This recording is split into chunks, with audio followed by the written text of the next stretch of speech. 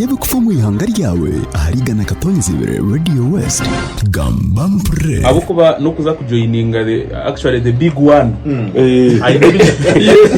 I never genderwa bye ebiyabira ine ari kuteka ngo bundi nibasa kwishira obumwe byataratugambire ninga aba muri hihi bo bakabicenga ninga bakana babimanya na okurugayo akagira ati akaruru for example kubibe headline yesterday ari kugira ngo akarutu kariko basa kureta transition na yo niteka ngo abire honest enough yatugambira amazina abo kuba wareba ebiriyoni bigendo misho hati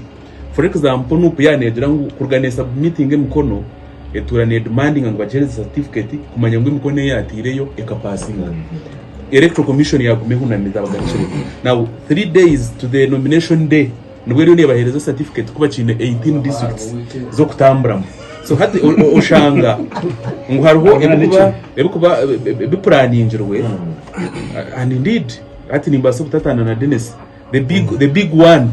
naba ayino muzano kugwara kuzana abandi abareta basya hihi abwa ninteka ngumawu